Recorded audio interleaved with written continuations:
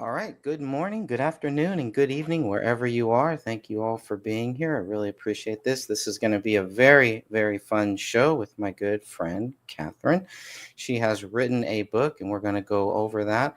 I do want to let everybody know where you can get this book right now.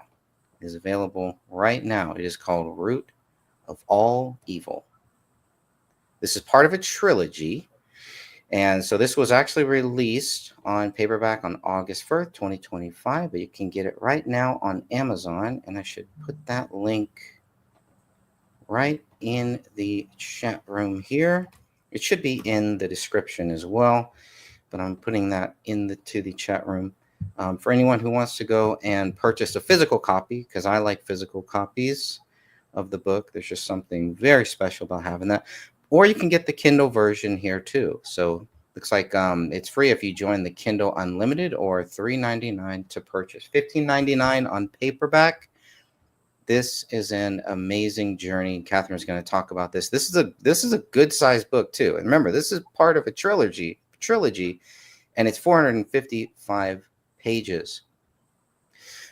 So we're going to go through this about what the story is. I'm going to try not to spoil it. Try not to have Catherine spoil it too much, but I definitely want to go over a few things, talk about the writing process. This is going to be a lot of fun. So let me welcome Catherine. How are you, my friend? Oh, good. How are you? It's Pretty so good to be here. Yeah, nice to see you again.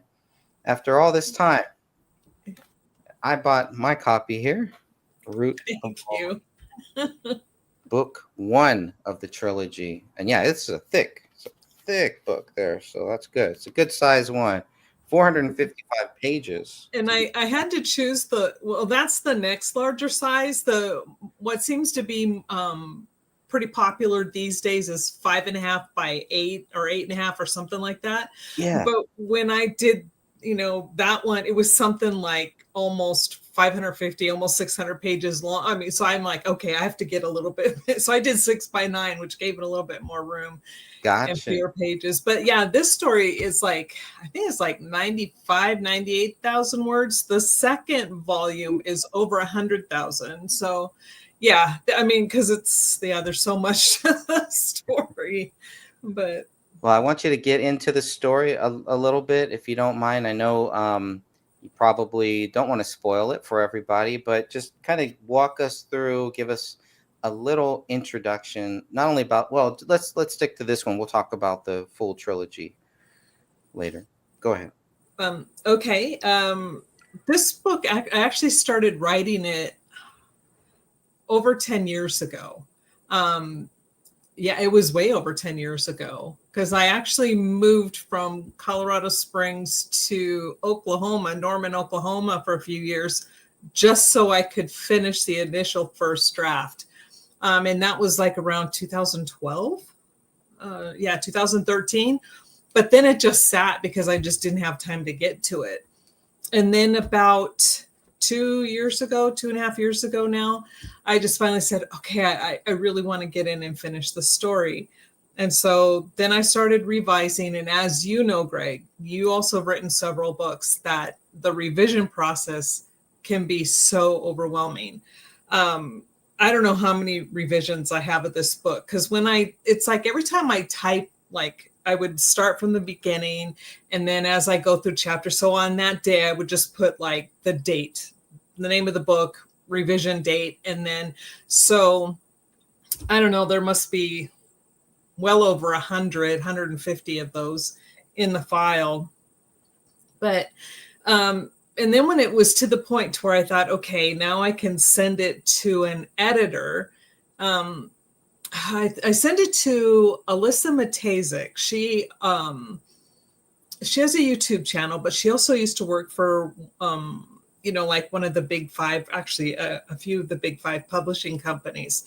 And then she started her own company with another woman. Her name was Erin. And so Alyssa got my script and then sent it over to Erin, because I didn't know even what genre this was, because, I'm just like, what do I put this under? Because it encompasses so many.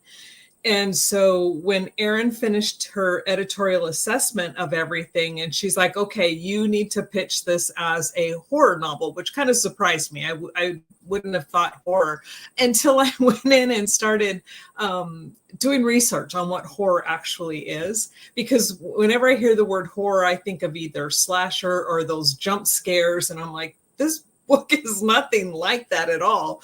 And so, but because it has demons and paranormal, they're like, that falls under the category of horror. So it's supernatural / paranormal horror.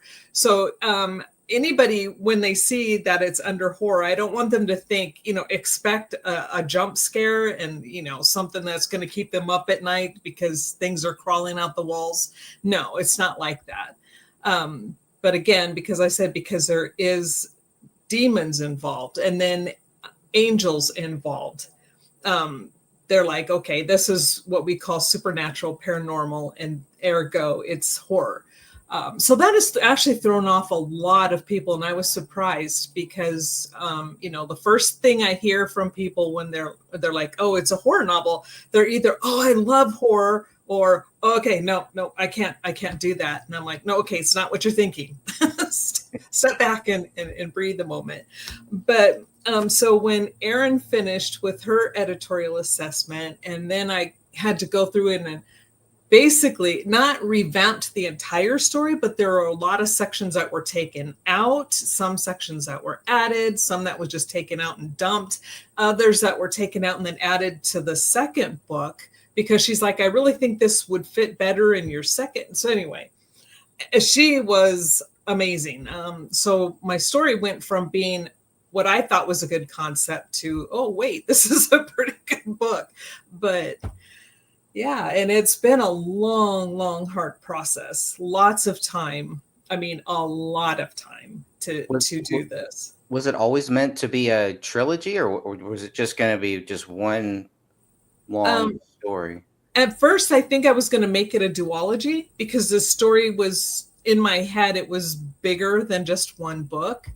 And then as I got to writing it, then I'm like, okay, wait, I can't finish this story in two. I mean, I guess you could, but it would leave out some chunks and the arc might not be there completely for all of the characters. There are good character arcs. Of course, there have to be in this one, but their story isn't finished yet. So that's the main thing I want people to know is like, when you get done with this, it could be a standalone. If you're done, you're like, oh, okay, I kind of got what I wanted. That's fine. But for those who want to finish the story, there's still a lot more to come.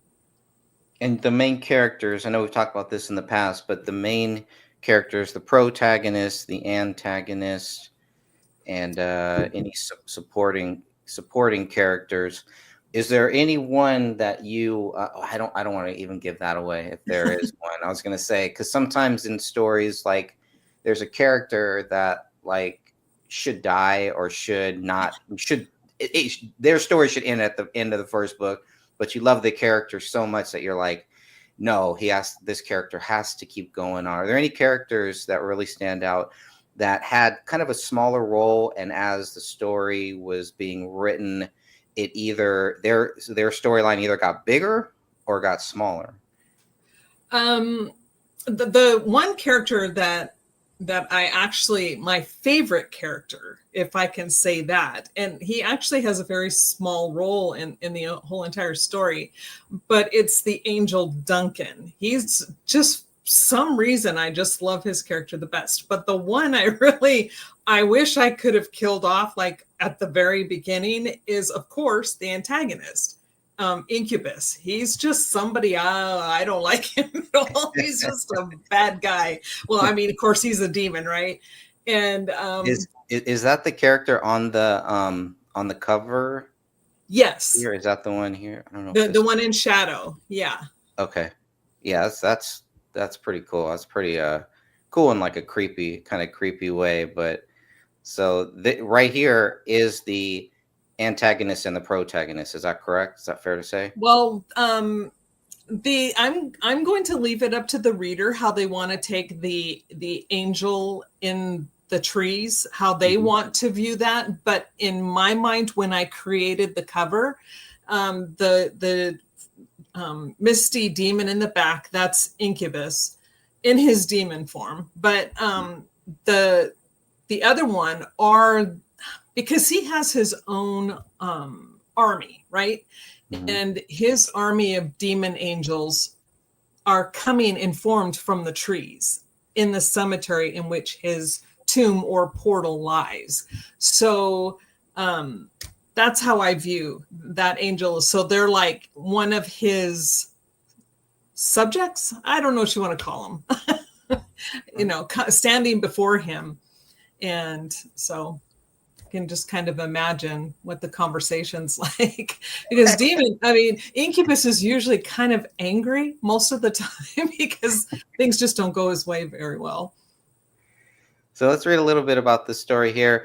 So Eon and Levi moved from the chaos. Okay, well, let me But tell you, it's Eon and Levy, just so oh, people sorry, know. Eon and Ian, Levy.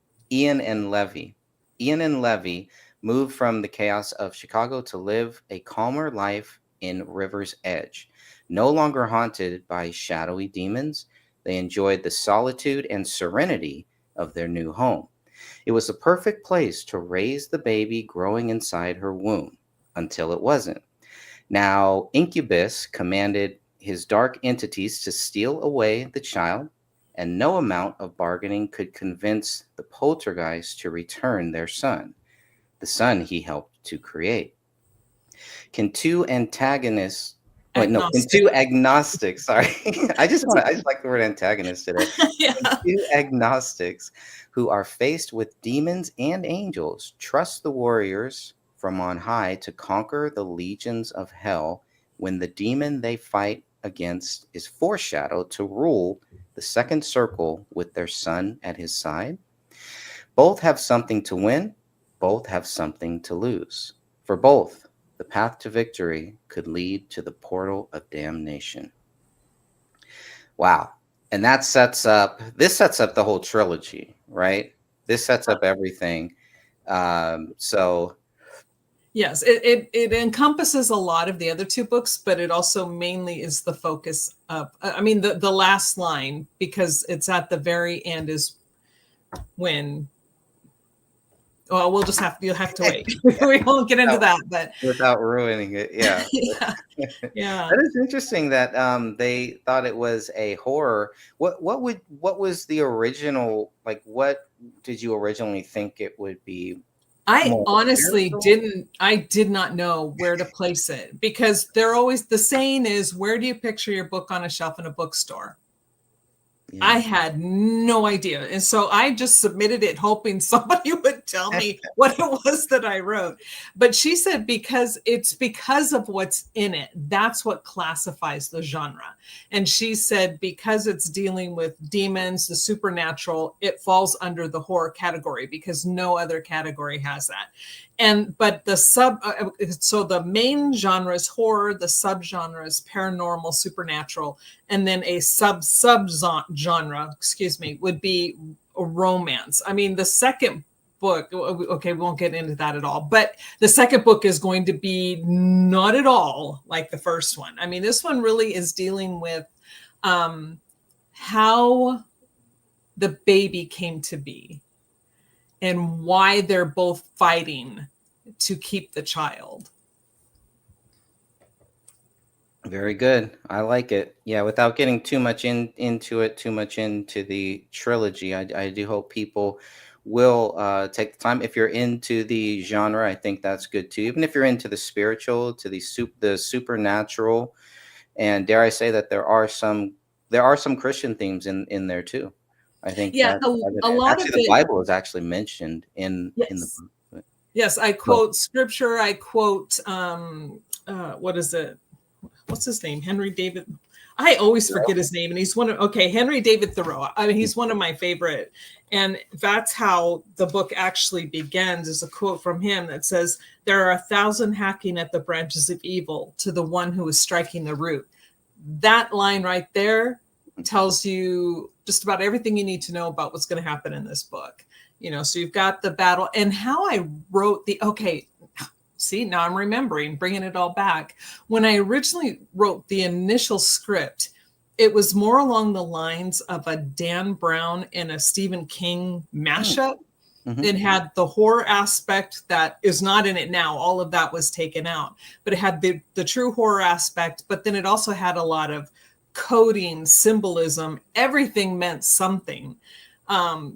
Names meant something. How they were spelled meant something. Chapter numbers meant something. Everything. But because I hate to say this, but a lot of the readers out there weren't getting it.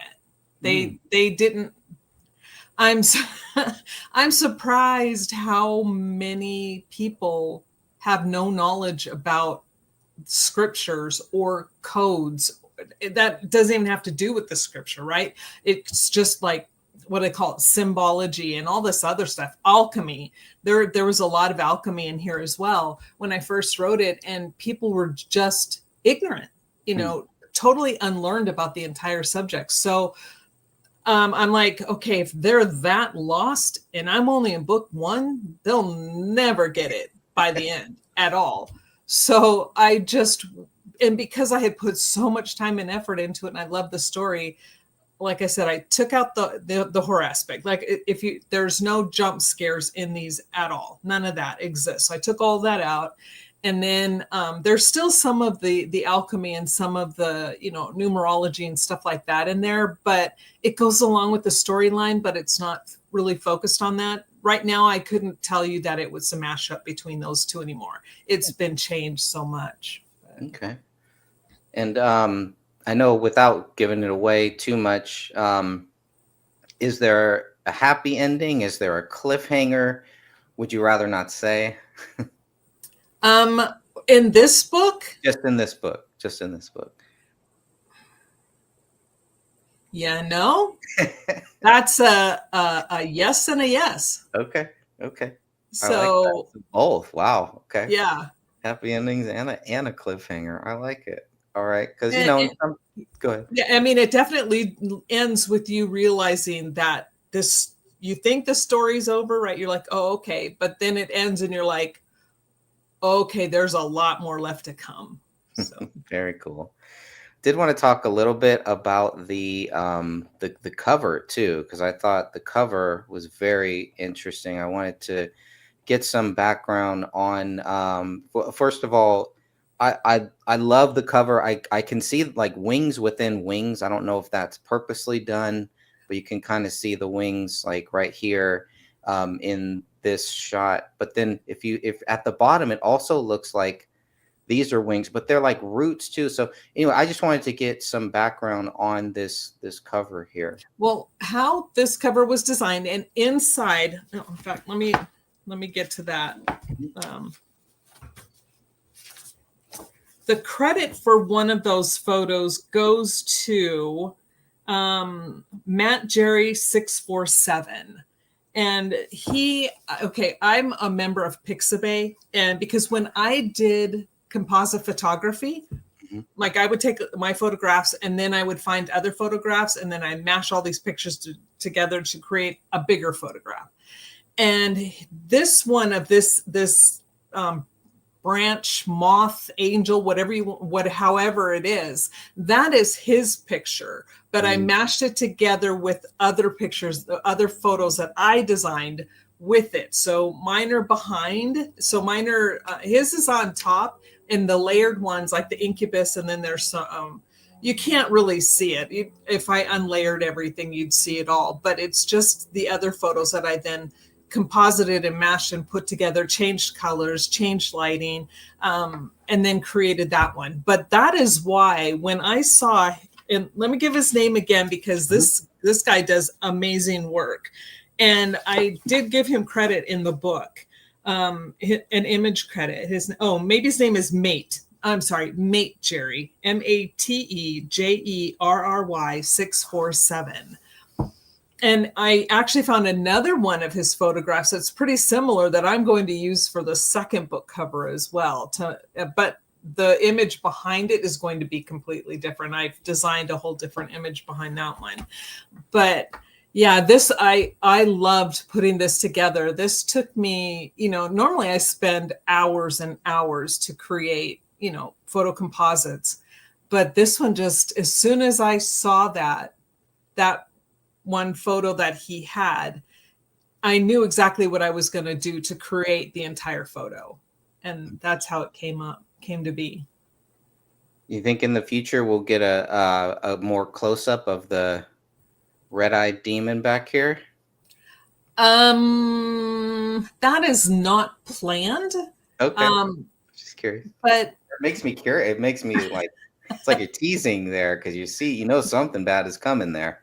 Yeah. And that's the whole thing, because a lot of people, which I'm surprised too, they don't know. Well, okay, I guess maybe I shouldn't be surprised. There are probably not a lot of people out there studying demonology, but a lot, I mean, but even I would think Christians should know more about the bad side of things. But Incubus is actually one of the Lucifer or Satan's, I guess they, in that realm of teaching, they teach that Satan and Lucifer are two separate people or demons. And so Satan would be the supreme, Lucifer falling underneath. And then under Lucifer are a realm of other demigods, if you want to call them that, other rulers. And then each circle of hell has a ruler. And so in my book, the second circle of hell, the ruler is Asmodeus. Now, Asmodeus, if you know anything about him, Asmodeus and Incubus are kind of similar. They're both demons of sexual deviancy. The difference being is that Incubus can be a male version or a female version. He can be the incubus, the male, or the succubus, the female. He can take either form, whichever he needs to get his purposes done for what he needs to do. And in my book, he uses both forms to get exactly what was prophesied for him. Interesting. That's deep. So it is based on some real mythology, or I don't know what you would call that exactly. Yeah, it's maybe mythology. Like I said, there's a mixture of everything. There's of course, with some scripture, people call that mythology as well, or real true mythology, where we're dealing with demons, and then the hierarchy of hell itself. And I go more into the hierarchy of hell in the second books. So it's touched on in this one, so you know it's coming. Mm-hmm. Because here Incubus, and this just all made up in my head, and I don't think this is anything I read, but I've read so much I can't keep it straight anymore. But the Chileans are oracles that kind of rule and foretell all of the demons' futures, right? And they decide every 4,000 years which demon, because of the war between good and evil, heaven and now hell, and the kicked out angels and all this other stuff, they can no longer procreate, right? And now the Chileans are given a special gift, if you want to call it, in only one demon every 4,000 years can then procreate, is given the ability to then procreate, and they can only bring one heir into the world. And so this was Incubus's, his name was called, right? So he got the call, and he'd been waiting and waiting because he'd always wanted to have an heir. And so that's why the battle is going to be so strong, because this child was foretold that he would now be able to take over second circle, but he needs to have the child with him. And then of course you've got the mom and the dad who are like, this is our son. We're not going to hand him over to evil, and we need the help, So, and because heaven now knows that there's going to be, this child really stands to be a divining rod. He's going to be the apex of something coming. And so both sides have to fight to gain control of the child, not necessarily gain control, but to protect him. So depending on how you raise a child is generally how they're going to be later in life. So if you raise them, and not always, I'm not saying that always happens, but that's how it should be though. Yeah. But, generally speaking, if you raise a child in a really horrible situation, 9 times out of 10, they become horrible people. And so that's what Ian or Levy are like going, no, this is our your baby. This is our baby. We want to protect him with everything we have. And so it just, the child becomes the focus, the center of the battle. How did you come up with those two names, Eon and Levy?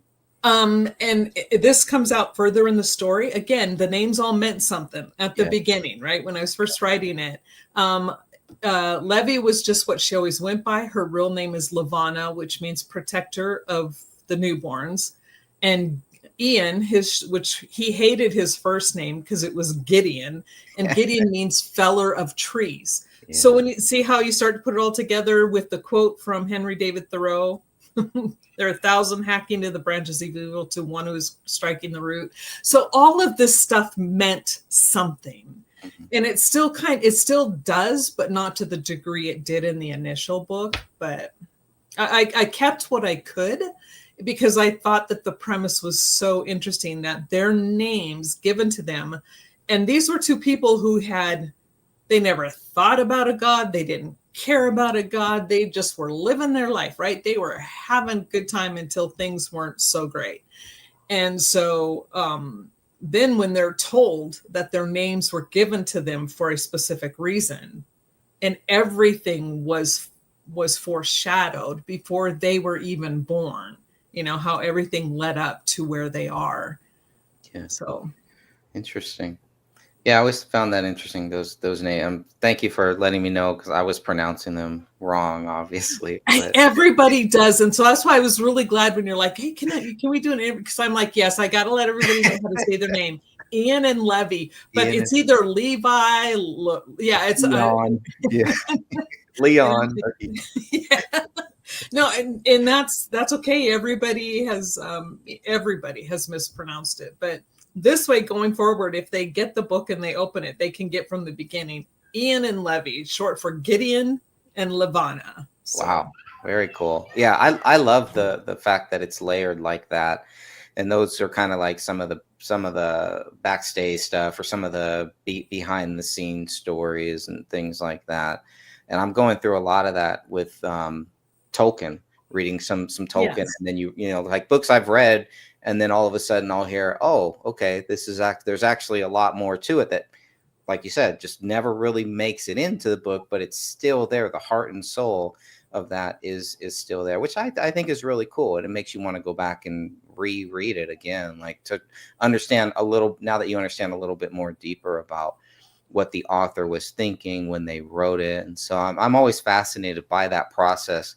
I'm really fascinated by fiction writing, because I find it almost impossible. I've recently just started right now to write a fiction book, and it's gonna take me a while, but I find it very difficult to write fiction books. It is, and for me, I'm the kind of person where I have to be in solitude, complete and utter solitude, in order to get it going, because once it starts, the moment something interrupts, I mean, it's like devastating to my brain. And it's really hard, because my brother's still here, and it's not his fault, right? He's got to be able to move around, but I cannot write with him here.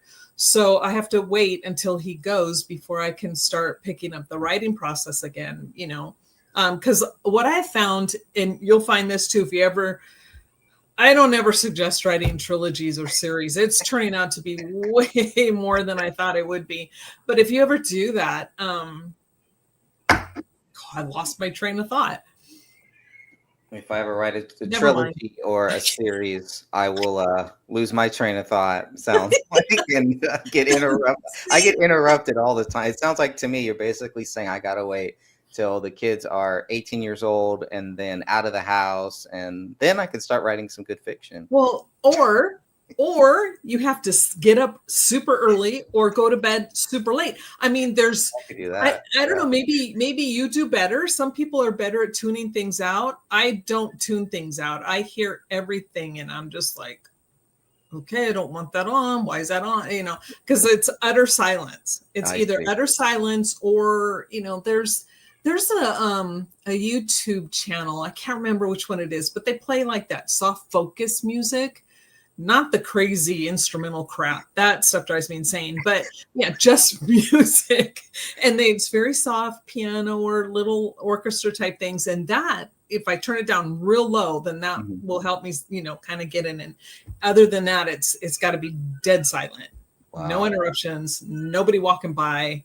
And then I don't eat for like, I could start like in the morning. Next thing I know, it's like 8, 9 o'clock at night. And I'm like, oh, wait, I haven't eaten yet today. And so, yeah, it's just the process. It's not easy, but I think you would make a great writer. You are a good writer. I mean, your nonfiction books, all these books you're writing are very good, very well written. And so I can't wait to see what your brain comes up with in the fiction world. Oh, well, thank you for that. I really, really appreciate that. I'm using your book as inspiration. Mine will not be anything, nothing on that level. It'll be a little bit more a lot more simplistic. And so I'm trying to kind of write in the third person and see how, because I've never written a book like that. It's first person where the guy is retelling the story. Yeah. So I'm trying to look at that. And it's amazing. Okay, let me tell you this right now. Whatever genre you're writing in, go in and find out what person the others are writing in. Because in this one, I wrote all 3 books in the third person omniscient view. And then come to find out, that was the wrong one. I had to go in and rewrite everything back in the first person. Very cool. Like, oh my God. It was such a pain. I can't do the first time? Because I've read a lot of Tom Clancy's books, and like the way that he will describe the coffee on the table, and I know he's got ghostwriters and stuff like that too, but the way that they describe it, at first I was like, why do I need to know all of this stuff? But you know what? It made me, as I'm reading it, it made me want to grab a cup of coffee and as I'm reading it. So they're doing something right. I don't know. And here's the other reason. And when I read things, not only do I hear the words in my head, but I see the thing play out in my brain, right? Yeah.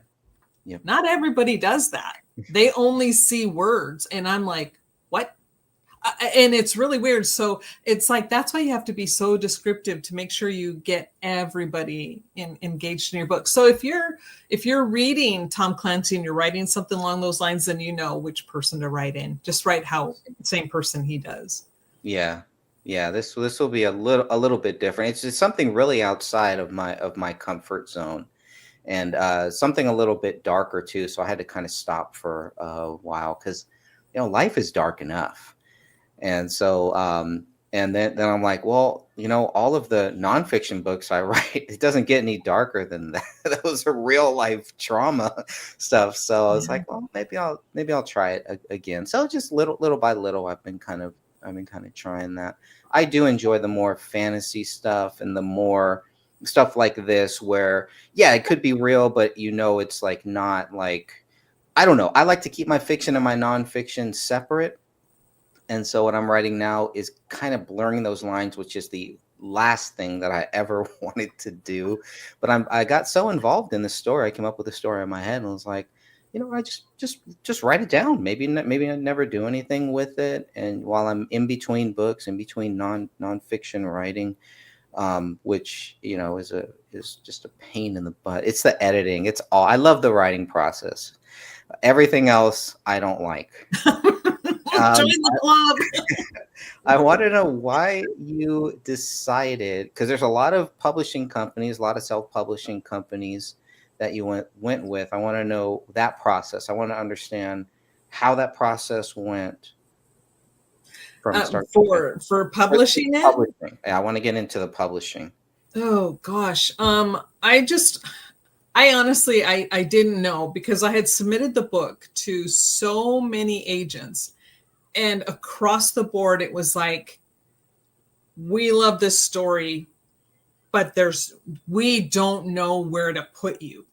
And so they're like, your best bet is just to self-publish. They're like, so, and that was great. I was really thankful that it took a while to get anybody to even respond, but finally, and then like 3 separate agents were like, we love the story, but we don't know who to pitch it to. We don't know how to pitch the book.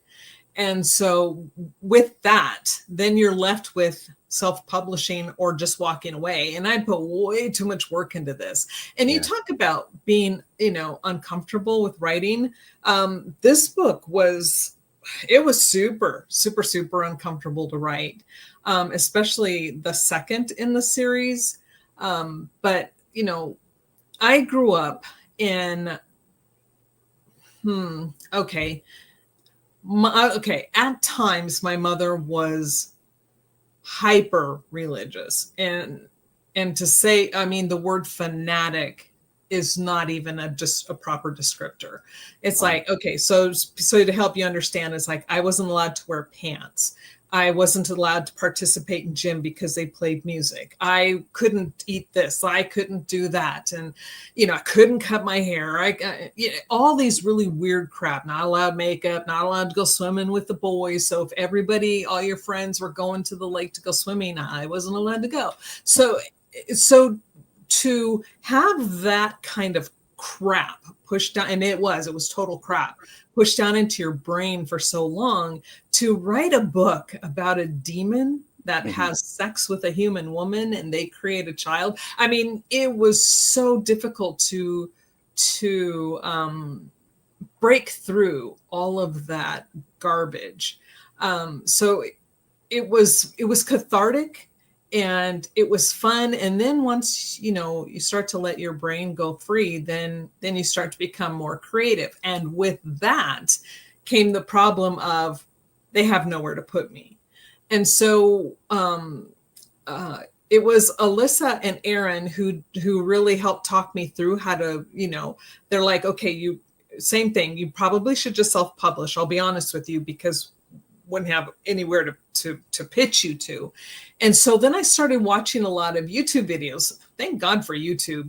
And so I was listening and watching people, their experiences, and if they published through Ingram Spark, Barnes and Noble, KDP, and all this other stuff. And at the time, the easiest thing for me to do was to self-publish through KDP. Now, I do plan on also publishing through Ingram Spark here really soon, but that's a whole other process. And like I said, things have not been where my brain can focus on what I need to do. But when I saw that the majority of people had real good success in the way of things went smooth. There weren't a lot of bumps in the road.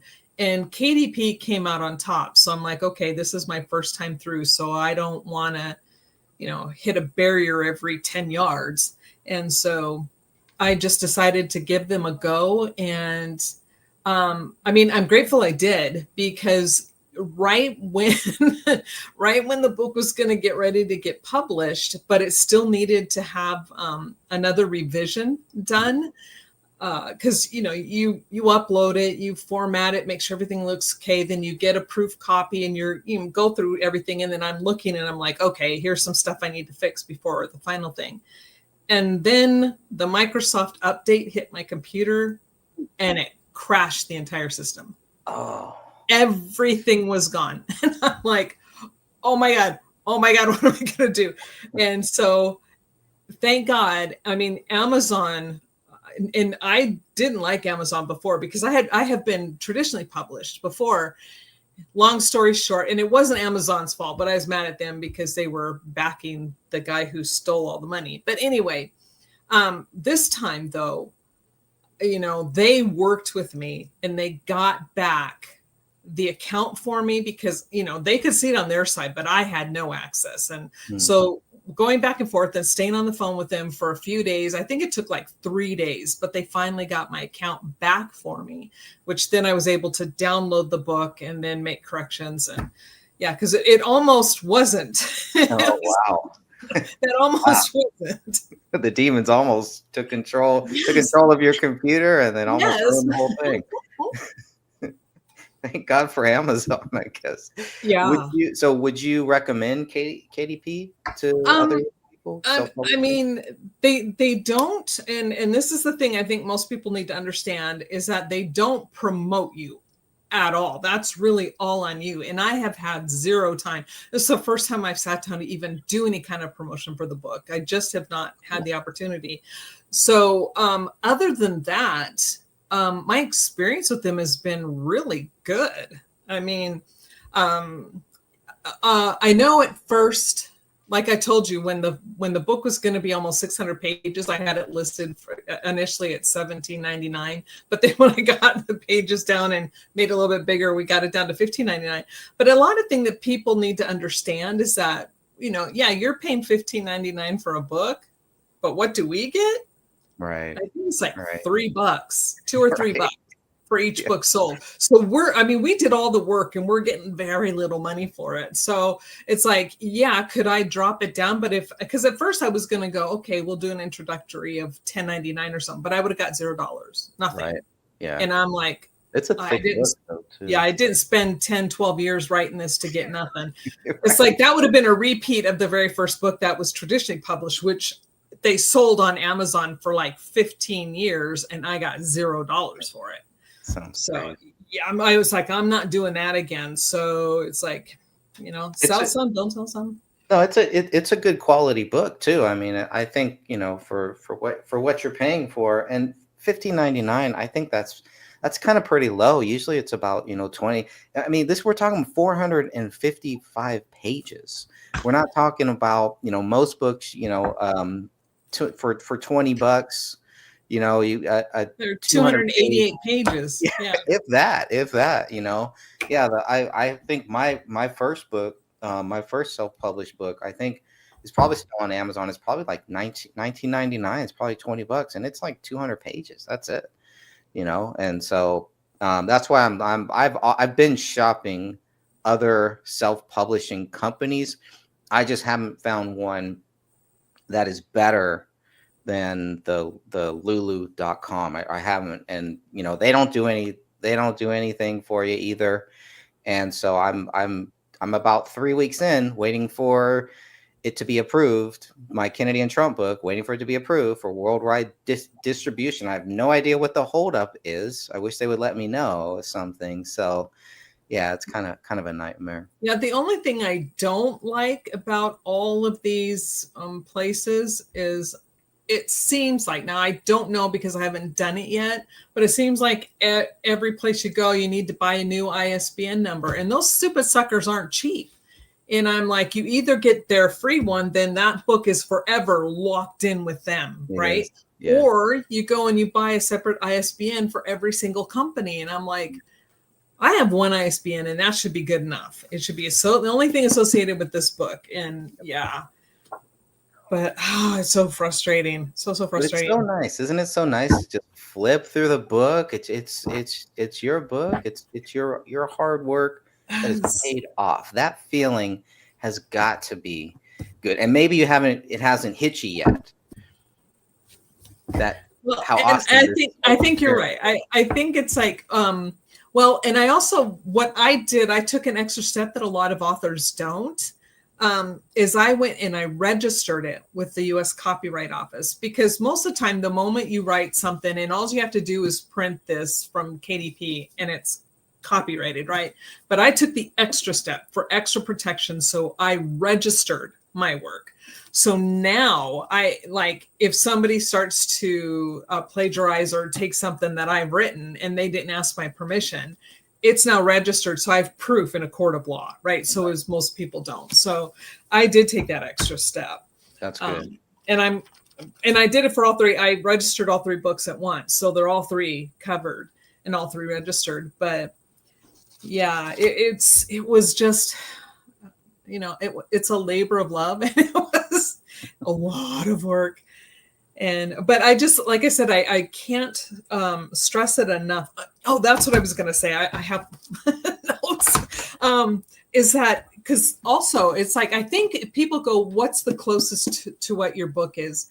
And not the closest, but if you've seen the movie Rosemary's Baby. Yes. It has a Rosemary's Baby-ish esque type of feel to it. Now it's not quite the same but see, there was the devil who impregnated her, and then they took her child. So that's what I'm saying, kind of, it's got that same feel to it. But Rosemary's Baby, even now, I get the creeps, and I'm just like, I feel like there's just something evil coming over me, right?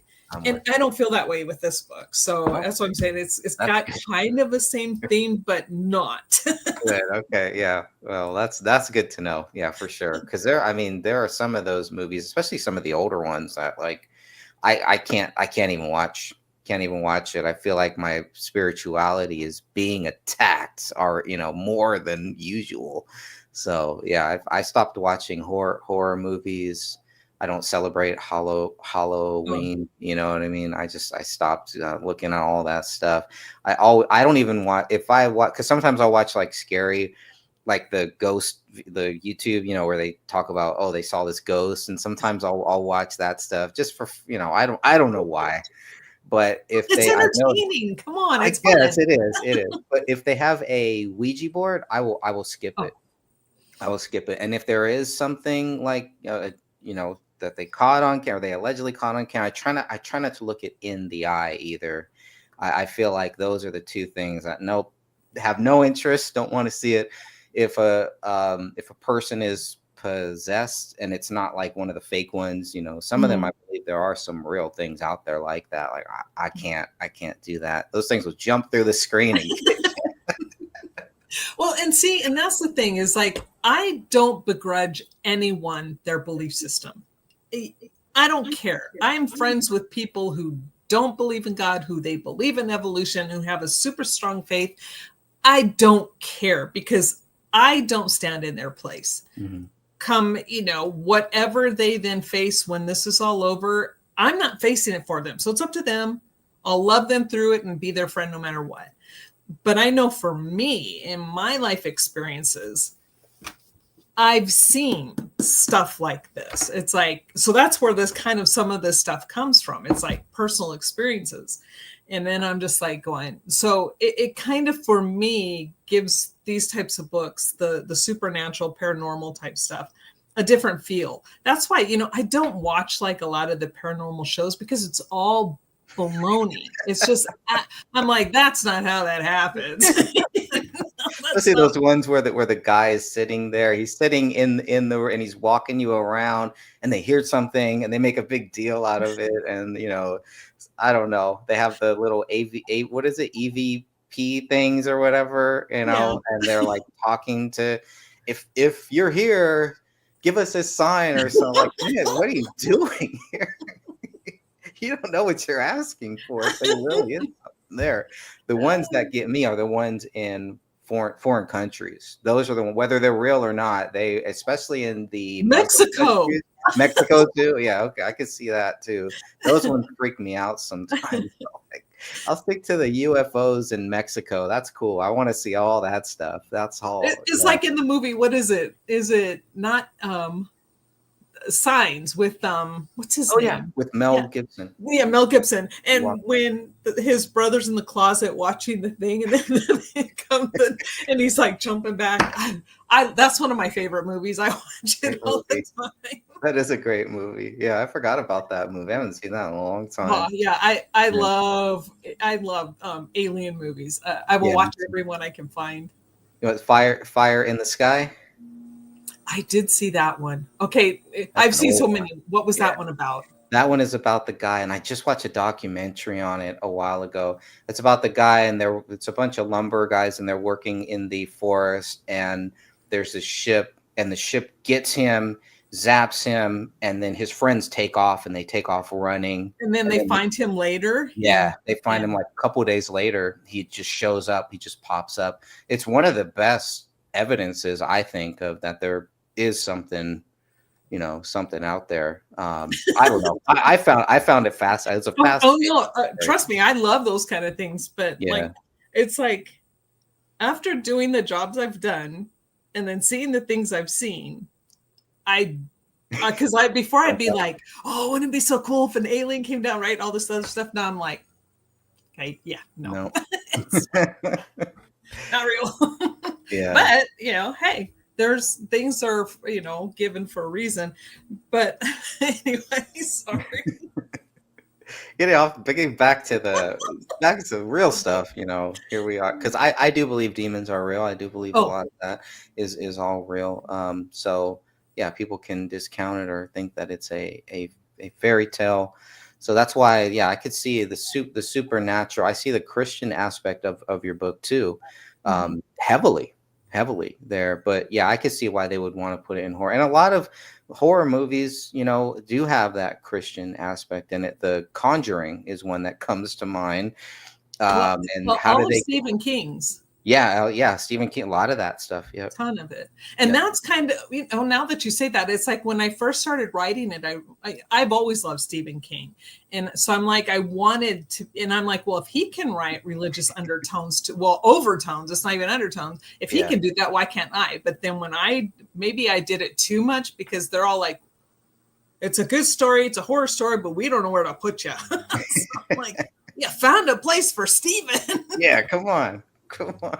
Yeah, have you read some of his stuff? It's like what? Yeah, it's like a horror, but then like literally the hand of God. Well, that's the movie version, but literally the hand of God comes out and saves these people in the Stand. I Yeah, think I it was just is. going to Yeah, say the Stand is totally religious. The yeah, whole thing is nothing but the between good and evil. And are you going to go to heaven and right, follow the creator, or you're going to take the bad road?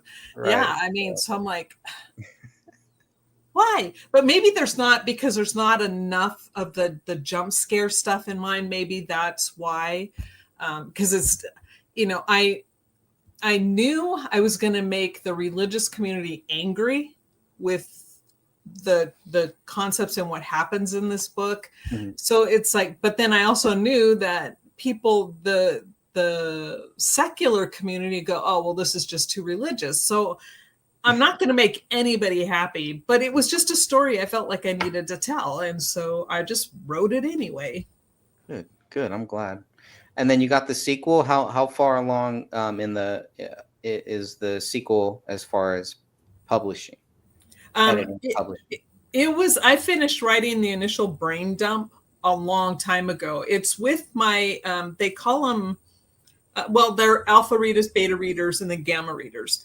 Alpha, the very first ones, it's like they just sit there after you do your brain dump. You find somebody to read it, and then they'll go, okay, yes, we have a beginning, a middle, and an end. And yeah, the characters make sense. That's all they need to do. That's Mhm. all you need to know. And it's like, okay, because if it doesn't, then you need to go in and revamp all that section. But then after that, because it's with the alpha reader right now, and then once they get done with it, but in the meantime, I'm going back and I'm starting my first revision. But again, I need to have time to think. So once my brother goes back, I will start on serious revisions on that one. But since I now know what I'm doing, it'll go a whole lot faster. And my line reader, I mean my line editor, because I had two different editors for this book. I had an editorial assessment editor. Oh gosh, she gave me some really good ideas. I implemented some of her ideas in the book too.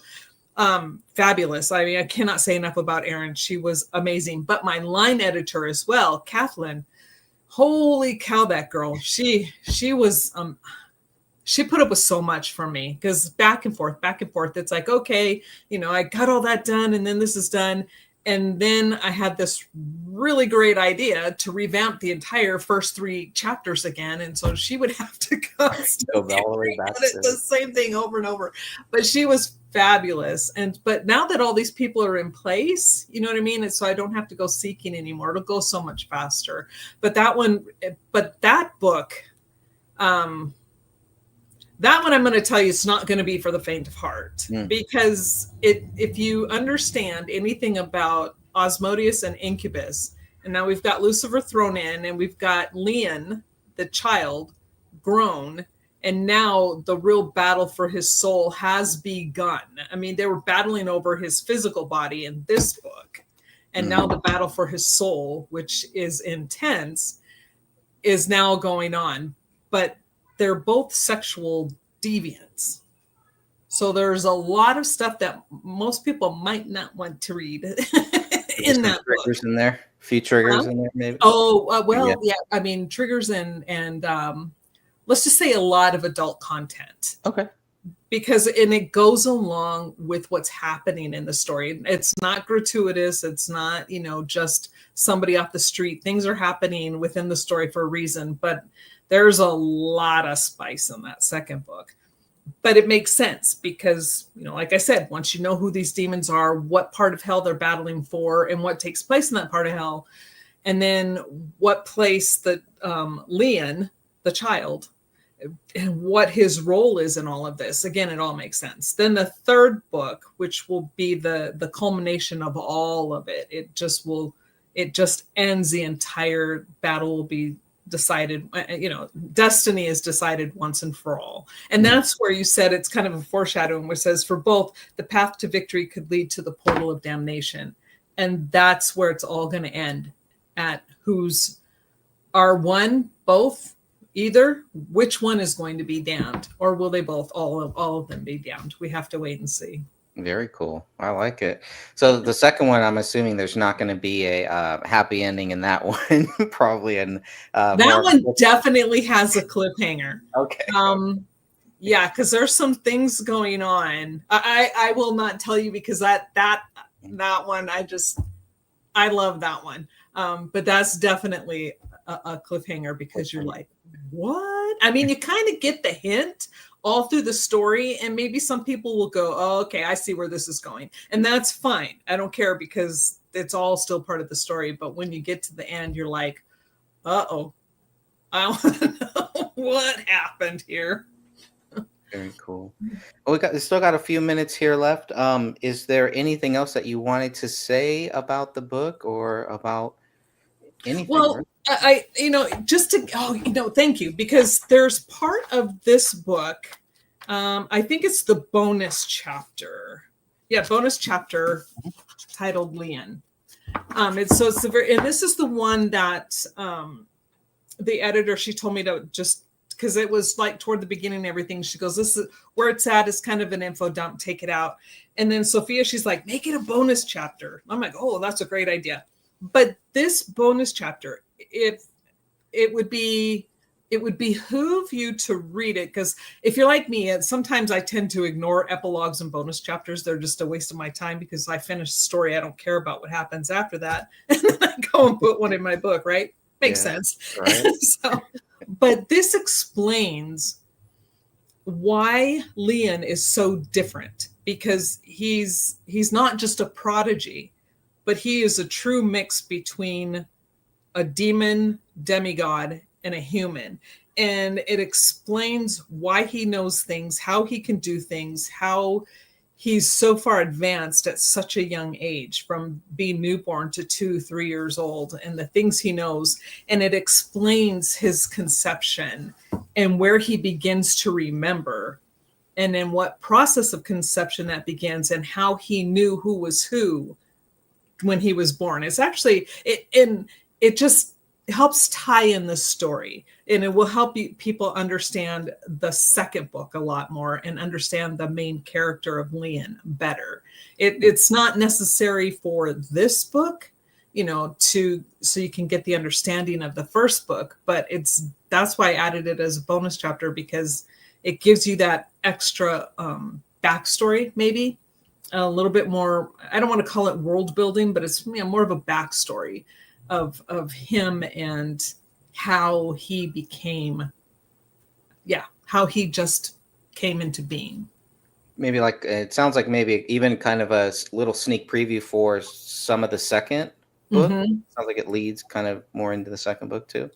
Yeah, because it helps you. It truly gives the basis of who the man Leon becomes and why he becomes the way he is. Because he fights to just be human. That's all he wants. He doesn't want to be, on the dark side. He grew up. He knows internally. He sees it. He feels it. He hears things, and so he's been trying his whole entire life just to walk that straight line. And then that's where his battle begins. Very cool. Interesting. As far as marketing, are you considering maybe, I don't know if they have like any local festivals, book fairs, a Comic-Con convention, They don't have anything like that where I'm at, but and we have just a very few local independent bookstores. I contacted Barnes and Noble, and they're like, because like I said, I bought my own ISBN and all this other stuff, and they're like, as long as you have that, they'll let me do a book signing at their store. But also, there's local businesses that will stock my book, but I have to get it printed through somebody other than KDP. I guess they're at odds with KDP, and I don't want to get. I'm like, I don't want to get in the middle of anybody's fight. I'm just trying to sell a book. Right. So, but they told me, like, once you get it published or can get it printed through somebody other than KDP, Like definitely anybody print. other than KDP? Is that what? Yes. Wow. Okay. Yeah, I mean, it was like, and I don't know the battle, but there was, some vitriol going on there, and I'm like, ooh, I don't want to get in the middle of that. No, definitely not. Like I said, I just want to sell a book. So there are avenues for me to go. Plus, there's a Facebook group, a horror Facebook group that I've joined. Well, I'm like, I don't know if you call it, but you have to pay a fee to join them, and I didn't know that. Long story, but there are a bunch of, in there where they tend to have a really good reach. So I'm thinking about joining them. So then once I join them, I can then promote the book through their page, and then through, I think, their website as well, which would be good. Yeah. But like, I just haven't had time to think or look into anything. And it's so hard because I put it out this time of year so I could promote it for Halloween, even though I don't celebrate Halloween, but I know a lot of people do. And so since they like to read scary stuff this time of year, it's like, okay, this would be the perfect time to do it. But I'm waiting patiently. Very cool. All right. Well, if anybody does want to purchase it, again, you can purchase that right now, Root of All Evil. And this is the first in a trilogy. You can get it right now in paperback at Amazon for $15.99 or $3.99 the Kindle version. Or if you join Kindle Unlimited, it sounds like they can get it for free there too. 455 pages. This is part of a trilogy. There will be more to come. Make sure that you do follow Catherine. I'm not logged in. That's why it's showing I'm not following you here. I do follow Catherine here. You can see I'm not logged in. But I definitely hope that people will support Catherine and support her work. She's been just a great human being, a great friend. And Catherine, I thank you so much for taking the time to just talk with us here. We went about 1 hour. Is there any final words before I close this one down? No, just thank you. You have been amazing. And, like I said, your friendship has been above and beyond. So thank you. Thank you for everything. And thanks for promoting it. Absolutely. Absolutely. Everybody get it. I got my copy there right here, right on my bookshelf. My fictional. I have one bookshelf for fiction, and I have one bookshelf for nonfiction. So I'm trying to build my fiction here. So I just put it all together in the same thing. My bookshelves, I have so many bookshelves, and they're just all mixed in. I tried that, and then I was like, no, it's easier if I want to. I love to have my nonfiction and my fiction separate, just like in my brain and in my real life. I like to keep them as separate as much as possible. You're organized. I'm a little bit. It's organized chaos. I think if you look back here, you can see it. It's my wife walks in and she's like, "What is going on?" For me, it's like completely organized. It's nice and neat, and this is chaos here. And you know where everything is, right? I know everything is. Yeah. I know. It's all in my mind. All right. God bless you, my friend. And thank you, everyone, for watching this. And until next time, we'll see you.